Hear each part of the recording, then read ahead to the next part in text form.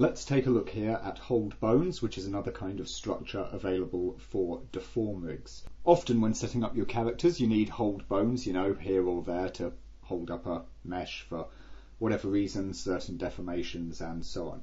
If you want to just add static hold bones, that's fine. You just add child bones to the deform rig in the normal Lightwave native way. That's perfectly fine. But one thing that you need in a few places is a mobile hold bone that works with the rig, and that's what the hold structure on the deforms tab is for.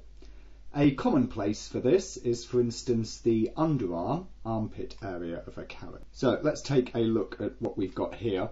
We've got a pair of arms which are girdled, so we've got a shoulder girdle there, and we would want a hold bone in here which would be holding up where the underarm of a mesh would be. Just like muscles, this strings between two items, and you want it between the fixed point, which in this case would be the spine there that the girdle is coming off, spine 3, and the rotating point, which in this case is the girdle joint itself.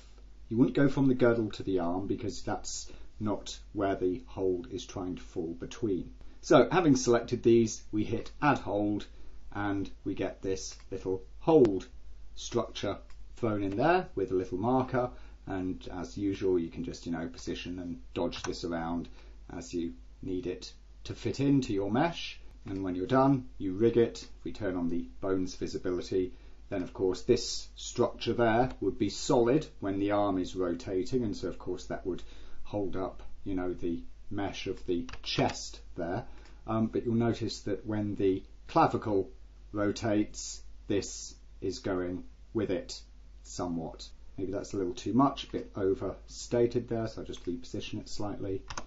I suppose really for an underarm structure you would probably want to be more somewhere like this. And there we go, we can see that we've got that hold bone there is operating in the halfway space between the spine and the clavicle.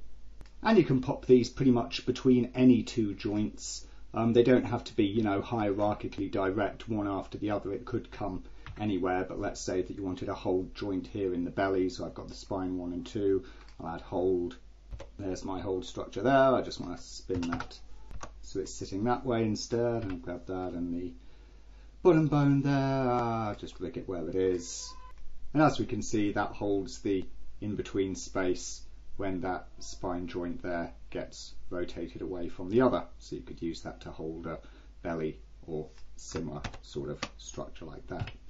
There's another way to use hold bones where you might want a partial rotation, and it works exactly the same way if you think about it, and that would be on the points of things. So let's say we take the point of the elbow. Sometimes you might want a little hold bone coming out here to hold up the mesh at the elbow.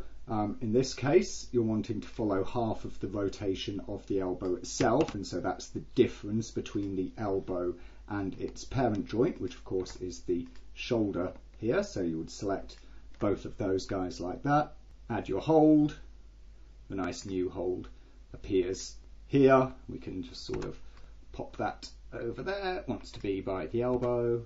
Position it, I know, probably be sticking out something like this, and when you rig that and turn on the bones viz, we can see of course that then rotating the elbow, that little hold bone rotates half as much, holding halfway space between the shoulder joint rotation and the elbow rotation like that.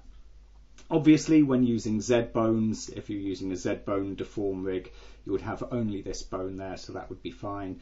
When using joints, obviously you get this in between deformer portion between of course that first hold joint and the one that it's a child of, which of course is the shoulder. So the most common thing would be to have that set directly at 0% strength, having then just this hold bone at 100% to bind to your mesh.